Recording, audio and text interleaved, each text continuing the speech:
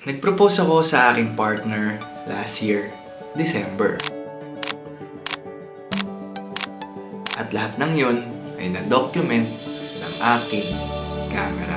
Para meron akong napapanood tuwing namimiss ko siya or nakakaranas ako ng homesick dito sa ibang bansa. Dahil medyo mahirap ang aming sitwasyon sapagkat isa kami sa mga nasa long distance na relasyon. You know, back to LDR, oh. Hello guys! So, kamusta ang bagong engage, Babo? Happy. Ha? Tingin? Wow! Yabang! As you can see guys, bago yung place ko. Lumipat ulit ako ng bahay. At iba na yung mga kasama ko. Meron na akong mga bagong kasama dito. Ayun na yung truck guys. Ayun yung truck. Hi Boss Henry! Hi! Boss EJ!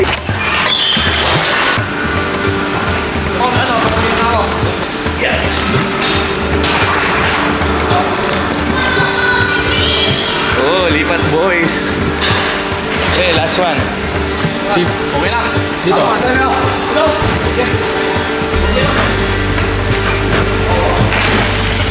Isa pala, commute. Ay!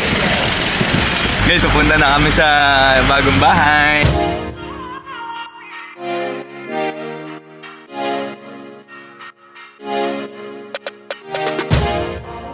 Umon, Macau. Pangyaw. Peki Akira. Very good. Ala. Agila. Uy, dito na kami, pre.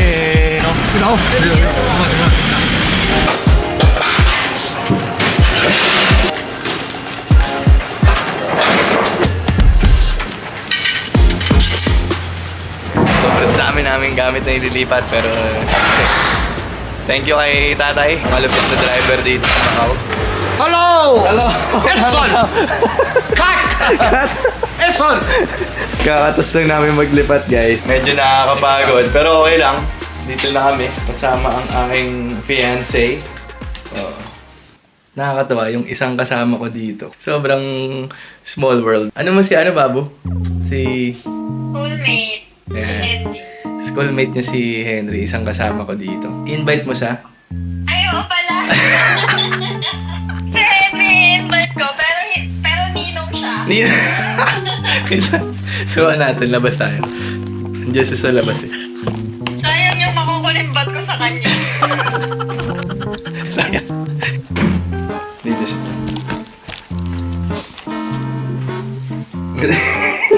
Dito tayo, pre. Tonto. Pre, dito tayo, pre, sa kwarto mo.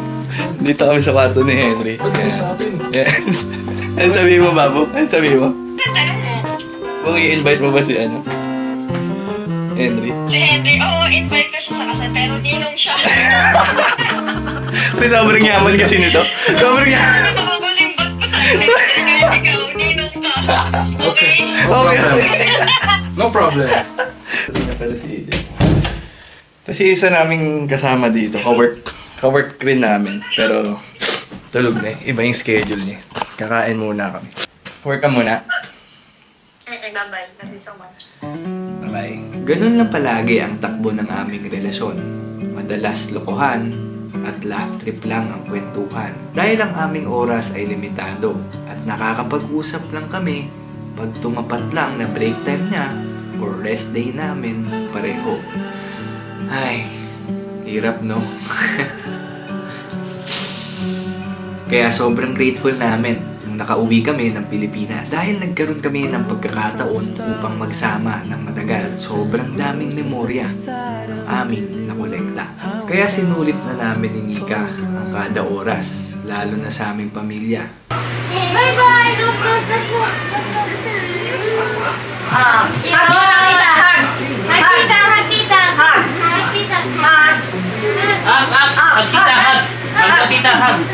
Hi!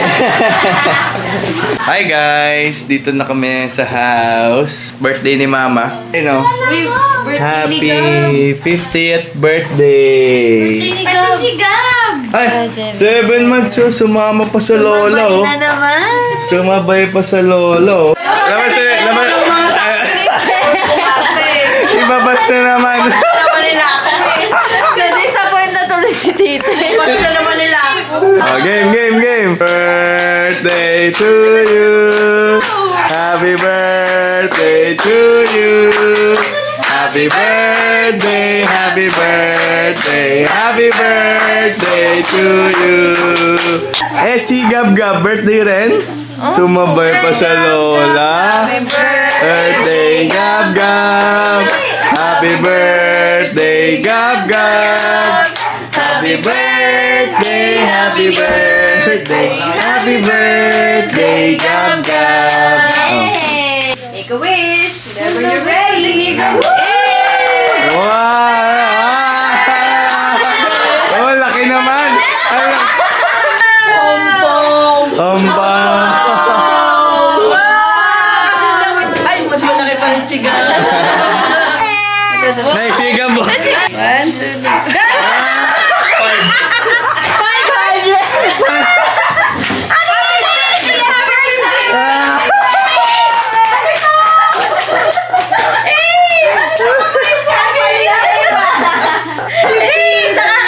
Kamay ni Abe!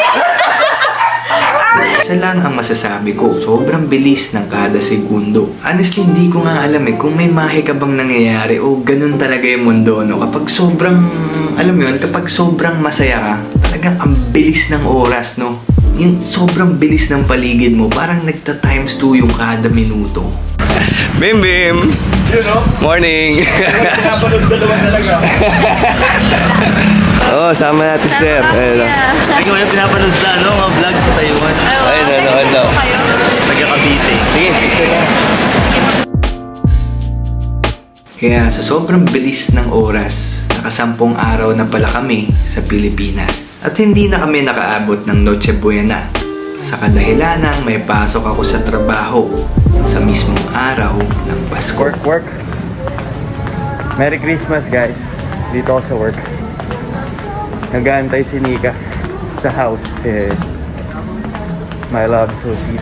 Excited to go home. Let's go! Dito ko na sobrang na-appreciate ang aking nobya. Dahil kahit may option siya na magpasko sa Pilipinas, nakasama ang kanyang pamilya, mas pinili niya akong samahan. At dito, mag-celebrate ng Pasko. Di ko alam kung anong mararamdaman ko. Basta ang alam ko, walang bagay o kayamanan sa mundo ang makakahigit sa ginawa mo. Tignan niyo yung mapapangasawa ko. Ang pogi niya. Ganda ng fiancé ko, no? Anong tawag sa'yo, husby? Husby? Alam niyo guys, yung pinagpe-pray ko, eksakto yung lumabas. Ganyan yung gusto ko eh. Pero hindi ko pa alam yung mukha kung ano talaga. Moreno, matangkad, matangos ilong, maganda yung ngiti. Pero hindi ko pa alam na yung mukha yung ganyan. So binigyan ako ng idea ni Lord na sure na ako. Nakita ko na siya. Ito pala yun. Kaya pala hindi mo binibigay noon Totoo ba ako? Di ba sinabi ko yun sa'yo? Kaya pag mag-pray kayo guys, specific dapat. Like for real! Like for real! Ako rin, pinag-pray ko, Diyosa. Anghel yun dumating. Daddy, hindi ako yun.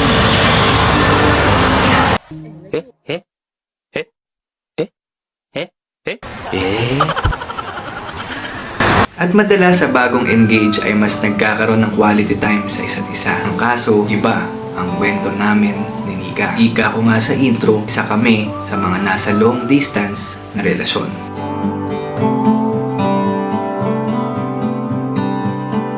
If you feel lonely, I will be here and wait for the sun. It's getting closer, but it will never let us down. Here by the ocean, fire is burning, flares in the wind. Over the mountains, I see the moon, and so it begins. Looking to the At pag uwi niya ng Taiwan, sinalubong namin ang bagong taon na 2026 na video call na naman. Ayan na!